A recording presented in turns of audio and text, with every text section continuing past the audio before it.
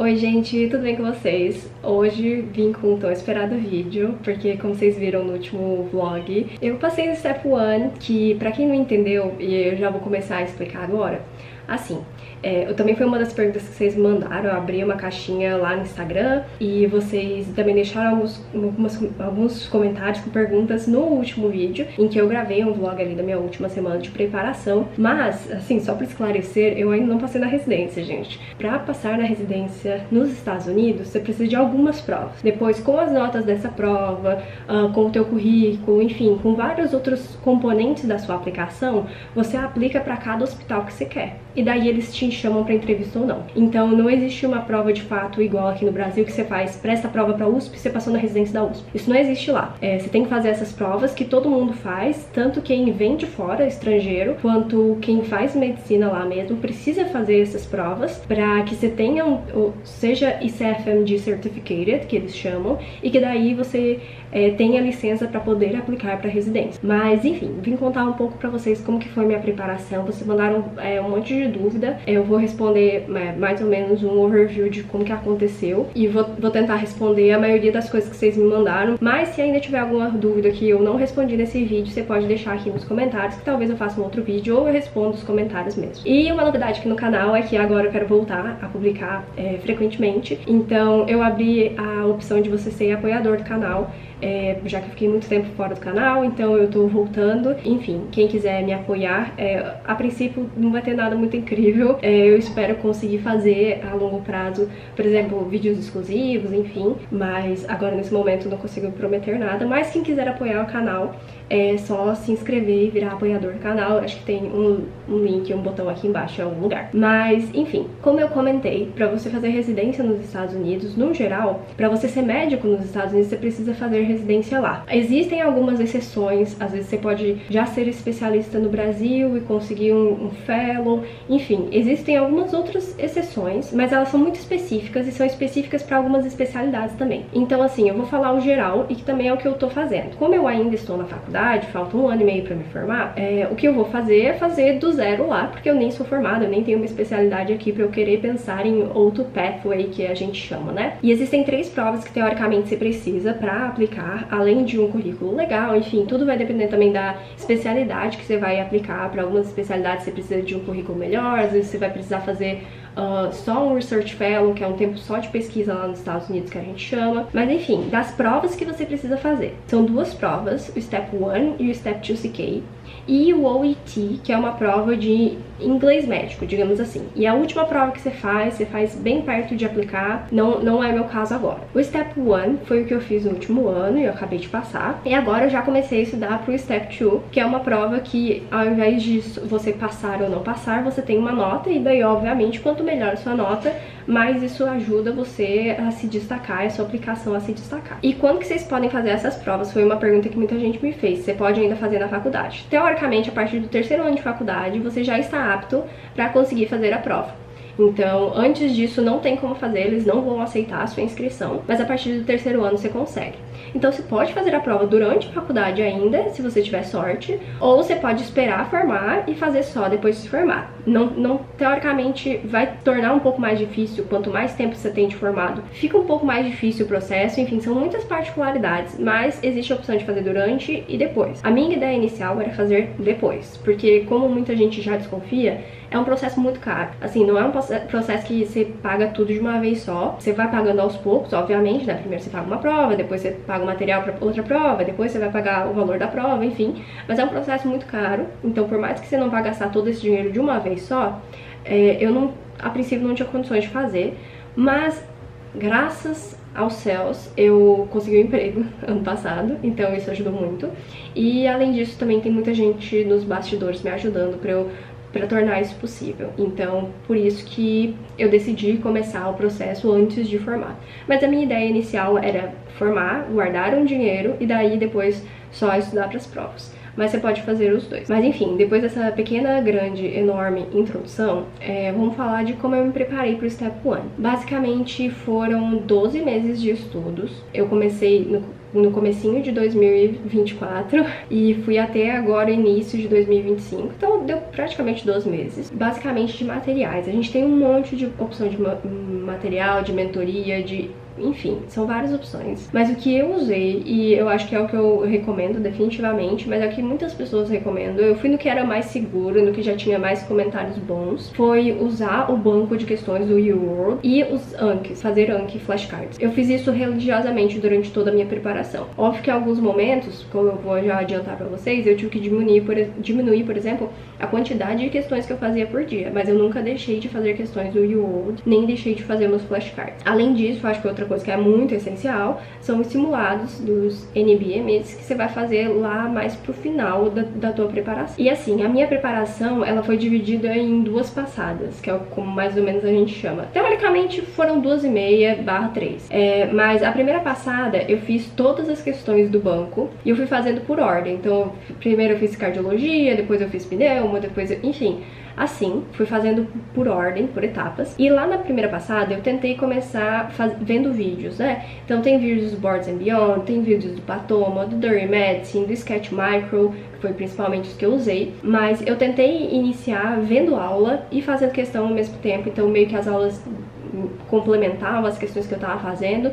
Só que assim, nas férias, já que eu comecei a me preparar, eu ainda estava de férias, que era em janeiro, até que funcionou, apesar de que ficou um pouco maçante, assim, era muita coisa. Mas logo que o semestre começou, já não deu mais certo. E eu acho que não foi tão essencial assim, eu acho que eu perdi mais tempo do que foi útil de fato pra mim. Então, depois que passou minhas férias, eu comecei a assistir aulas muito pontuais. Eu fui basicamente pelas explicações do YouWorld, fazendo os flashcards, e pra coisas muito pontuais que, nossa, mesmo com a explicação do YouWorld, enfim, eu não conseguia, ainda não estava entendendo muito bem, daí eu assisti aulas específicas. Com exceção do Sketch Micro, que eu acho que Sketch Micro, enfim, é principalmente pra microbiologia, então, gente, pra mim é perfeito, eu lembro ainda de todas as imagens. E pra mim, eu sou uma pessoa muito visual, então pra mim funcionou muito bem, eu acho que vale assim demais. E como eu disse, essa minha primeira passada começou ali em janeiro. Eu comecei fazendo umas 30, 40 questões por dia, até pegar o ritmo, mas logo que voltou à faculdade, o primeiro mês nem tanto, mas como a minha faculdade tem muita prova, tinha muito tutorial durante a semana, eu não tinha tanto tempo durante a semana. Então uma coisa que eu fazia muito era acordar às 4 da manhã pra estudar. E eu até consegui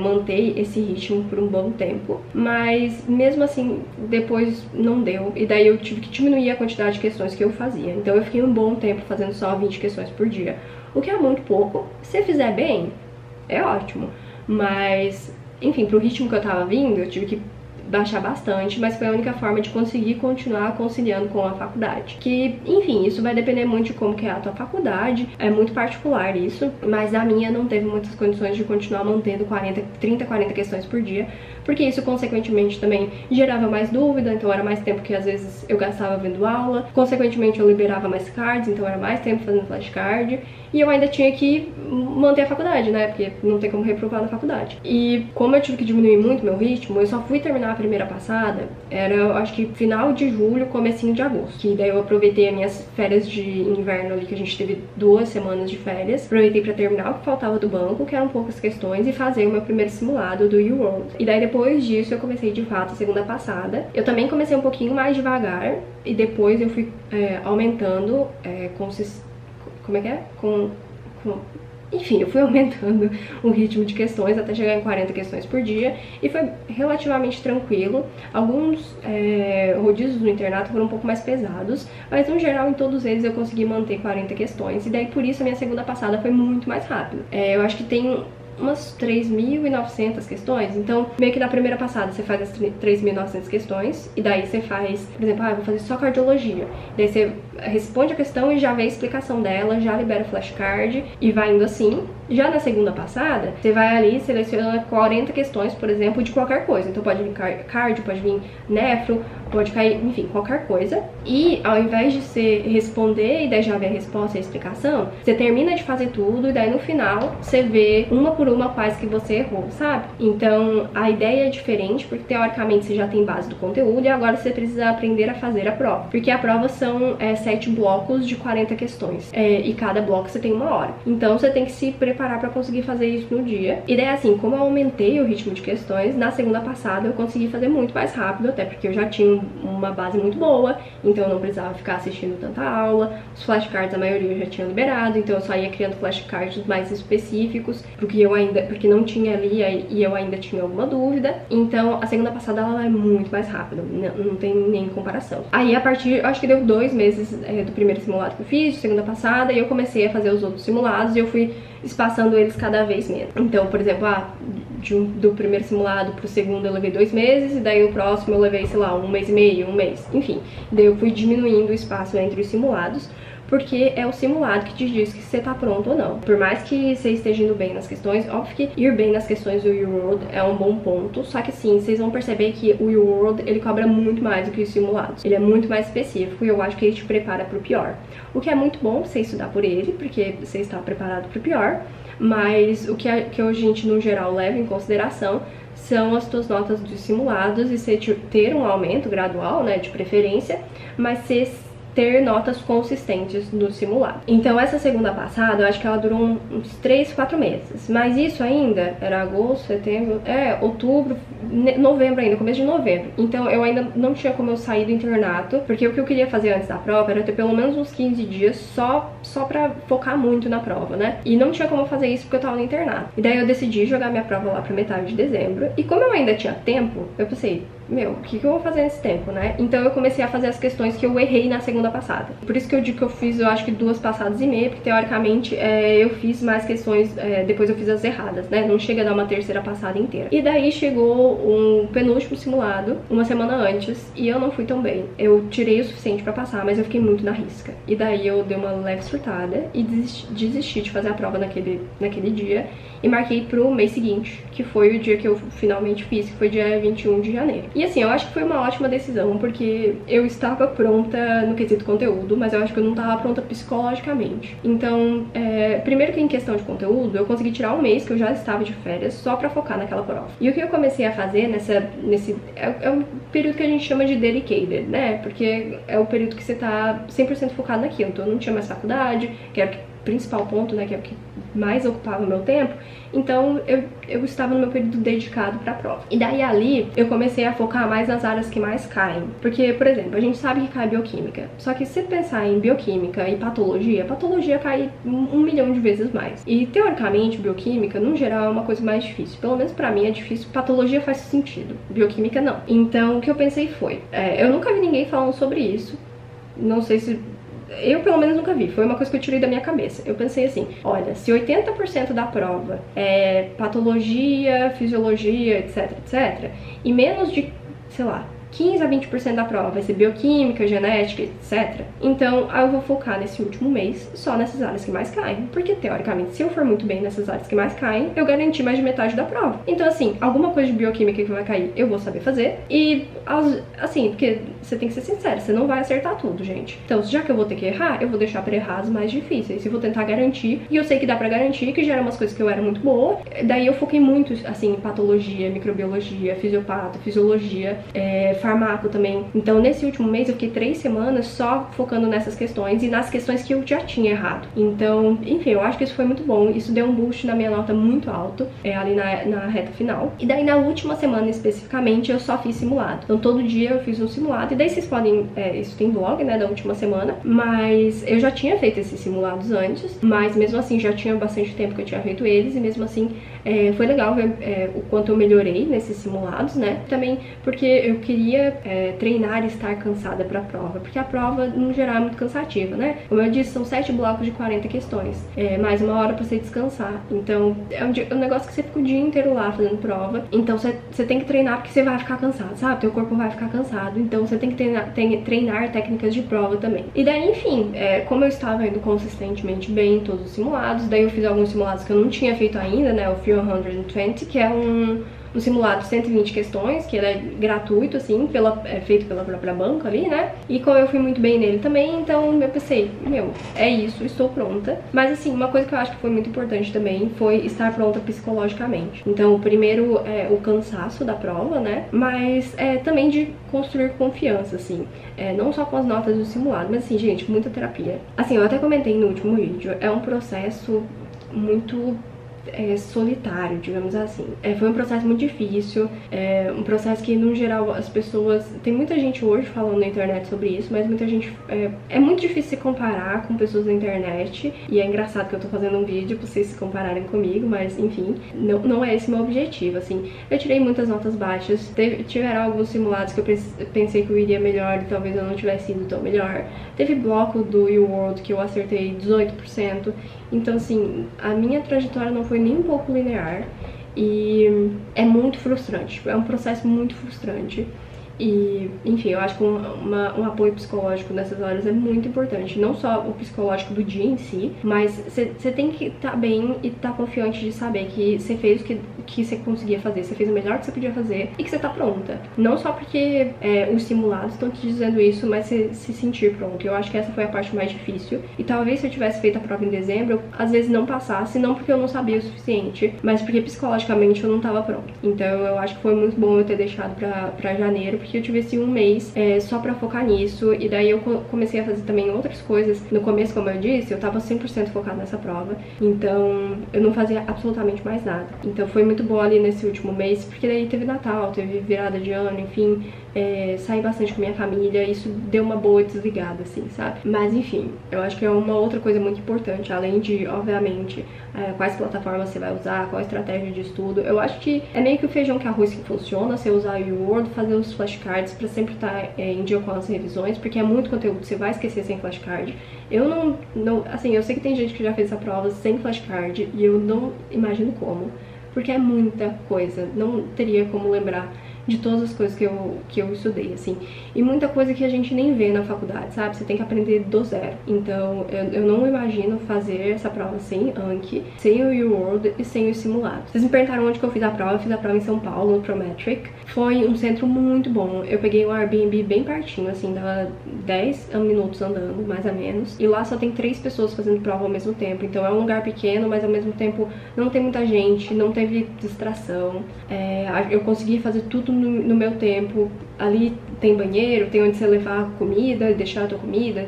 No fim tinha até micro-ondas, eu nem sabia disso, sabe? Eu podia ter levado uma comida um pouco mais elaborada, talvez. Enfim, foi muito bom, eu gostei muito do pessoal que trabalha no Prometric de São Paulo. E foi muito bom fazer a prova lá, foi super tranquilo. Não passei calor, não passei frio. Enfim, foi ótimo, a experiência foi muito boa. E eu consegui fazer a prova, assim, com bastante calma. Eu acho que no final ainda sobrou uns 30 minutos. Assim, pra eu não mentir e falar que eu fiquei 100% calma, chegou o segundo bloco, que eu perdi muito tempo com algumas questões ali no comecinho, que foram umas questões que eu ficava, meu, eu preciso acertar essa questão, porque eu sei muito essa questão. E daí eu dei uma perdida ali de tempo, aí eu já desestabilizei um pouquinho, mas enfim, eu sentei, respirei fundo, tomei uma água, voltei e todo o resto da prova foi muito tranquilo. Eu fiz a prova muito tranquila. Foi a prova mais tranquila que eu já fiz em toda a minha vida. Óbvio, foi cansativo. Quando eu cheguei da prova, eu tava exausta. Mas, ao mesmo tempo, durante a prova, sabe? Pelo menos pra mim, eu entrei num negócio que só aquela prova existia pra mim, sabe? Naquele dia. Então, eu tava sempre 100% presente ali. No fim, nem parece que foram 7h30, sabe? Porque, como eu disse, eu terminei um pouquinho mais cedo, né? Mas no fim, nem parece que foram 7h30. Mas é óbvio que é cansativo, só que eu senti todo o cansaço no final, quando eu saí da prova. Então, enfim. E agora eu vou pra algumas perguntas que vocês me fizeram, né? Dito tudo isso. Mas, algumas pessoas me perguntaram por que Estados Unidos, quanto que custa pra fazer uma residência lá, quanto que custa todo o processo, se a residência é diferente da residência do Brasil. E assim, o porquê de ser Estados Unidos, eu acho que é uma coisa muito pessoal. Você tem que fazer... Eu literalmente fiz uma listinha de prós e contras de fazer residência fora ou não. Mas é basicamente pelo treinamento, assim, eu acho que o fator mais importante pra mim foi o treinamento que eu quero ter como cirurgiã. Então, enfim, depois que eu bati o martelo que era isso, eu nunca mais voltei atrás, nunca mais tive dúvida. Mas acho que você precisa sentar, porque é uma decisão muito difícil e é uma decisão muito cara, não só de dinheiro, mas assim, Cara, porque vai te custar muito do teu dia a dia, vai custar muito do teu tempo livre, vai custar um pouco da tua faculdade, por exemplo, do teu trabalho, se você já for formado, enfim. Então, é um negócio que é caro mesmo. Mas eu acho que é uma coisa muito individual de você decidir pra onde você quer ir. Se você realmente quer fazer residência fora, e não necessariamente nos Estados Unidos, tem outros países, mas dos outros países, das opções que eu tinha, eu acho que o que fazia mais sentido pra mim, pro estilo de vida que eu quero ter, enfim, pensando a longo prazo, era Estados Unidos. E o processo em si, como eu disse no início, ele é um processo caro. Por exemplo, o Step 1 é uma prova que hoje ele tá custando $1.250. Acho que é isso. É porque teve atualização do preço uns meses atrás, mas enfim. Já o Step 2 CKs é mais $1.250. Então, isso você tem que pagar de uma vez só quando você for fazer a prova, né? Por exemplo, o UWorld para um ano, que é aquela plataforma de questões, são $560. Então, assim, no começo do teu estudo você vai gastar esses $560 para as questões. Depois, mais à frente, quando você tiver seguro de quando você quer fazer a prova, se for pagar pela prova, vão ser mais $1.000 e poucos. Enfim, como eu disse, você não vai pagar isso tudo no primeiro dia lá na frente, mas é um processo muito caro. Então eu fui guardando dinheiro, que como eu disse, estava trabalhando, mas também algumas pessoas me ajudaram. Mas não tem problema você também começar depois de se formar, caso você não tenha dinheiro para fazer durante a faculdade. Porque esse era o meu plano desde o início. Ah, e você não paga para fazer residência lá. Óbvio que você tem que pagar por todo esse processo, né? Você tem que pagar, por exemplo, você vai precisar de carta de recomendação, você vai precisar fazer estágio lá, você vai ter que gastar com estágio, você vai gastar com as provas, mas para fazer a residência, você não paga. É igual no Brasil, no sentido de você tem uma bolsa de residência. No Brasil, eu não sei exatamente quanto que tá a bolsa. Lá também varia um pouco de cada estado e do ano da residência que você tá, mas você recebe um salário porque você já é médico, só que você está num treinamento específico. Obviamente não é o mesmo salário que um médico formado vai receber, mas enfim, você tem um valor pra você viver tranquilamente, assim, dá pra pagar aluguel, dá pra pagar comida, enfim, tudo muito tranquilamente, você não vai passar nenhum perrengue nesse sentido, assim. Mas a residência, assim, ao mesmo tempo que ela é semelhante, ela é muito diferente. Por exemplo, a residência de cirurgia geral, né? Aqui no Brasil são 3 anos, lá são 5. A residência em si, nos Estados Unidos, ela tem mais, dependendo do lugar que você quiser, né? Mas nos lugares que eu tenho como foco, você tem mais tempo para ensino, você tem mais tempo para pesquisa. Então, isso é um pouco diferente também do Brasil. Eu acho que nenhuma residência no Brasil tem a quantidade de tempo para pesquisa que uma residência nos Estados Unidos tem. E é diferente porque você não aplica para uma residência específica. Por exemplo, você vai lá, você faz todas essas provas, pega tudo, coloca numa plataforma e manda para os hospitais, é completamente diferente, então nesse sentido também. Vocês me perguntaram também quanto tempo que leva para toda essa preparação, né? E vai depender muito de quanto tempo livre você tem. Tem gente que faz Step 1, Step 2 CK, estágio, etc. em 2 anos e já tá aplicando. Por exemplo, eu ainda estou na faculdade, né? Então eu fiz Step 1 agora em janeiro, o Step 2 eu não tô com tanta pressa, então eu não sei quanto tempo que eu vou levar, eu só quero garantir que eu vou tirar uma nota muito boa, e de qualquer forma ainda falta 1 ano e meio pra me formar, então supondo que eu consiga fazer tudo até eu me formar, vai dar 2 anos e meio, mas tem gente que consegue fazer em menos tempo, consegue estudar pro Step 1, por exemplo, em menos de 1 ano, que foi o que eu levei pra estudar. Tudo depende de, por exemplo, se ainda tá na faculdade, como é a tua faculdade, ou se você já é formado, você consegue tirar um tempo 100% pra isso, sabe? Não, vou parar de trabalhar, eu só vou... Eu conheço algumas pessoas que só davam um plantão por semana, sabe? Um plantão de 24 horas por semana e todo o resto da semana é só dedicado pra isso, eu vou estudar o dia inteiro. Então, depende, pode levar pouco tempo, pode levar um pouco mais de tempo, mas no geral acho que 3 anos é uma boa média. E uma coisa que vocês me perguntaram muito também foi em relação ao inglês, se eu era fluente quando eu comecei a estudar pra prova, enfim, e não. Assim, eu entendo muito bem inglês, eu leio 100% em inglês, assisto as coisas em inglês, mas eu nunca fiz aula de inglês especificamente, assim, eu fui pegando ao longo da vida, assistindo as coisas com o Tumblr. Mas uma coisa que acontece é que teu inglês vai melhorando muito ao longo da preparação. Óbvio que no início você vai levar mais tempo pra fazer as questões, às vezes mais tempo pra conseguir entender as coisas.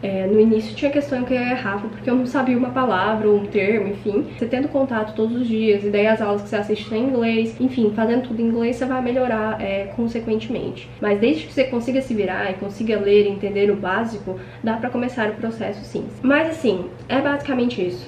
Possivelmente eu não respondi todas as perguntas de vocês, mas eu dei um overview geral de como foi a minha preparação para o Step 1. Se vocês tiverem mais alguma dúvida específica, deixem aqui embaixo nos comentários que eu respondo vocês. Uma coisa que eu tava pensando de fazer é talvez para os membros fazer talvez uma live ou algum outro vídeo respondendo perguntas mais específicas. Eu tentei trazer mais um geralzão, assim, né? Mas vocês fizeram perguntas bem específicas também. Mas enfim, não daria aqui no vídeo.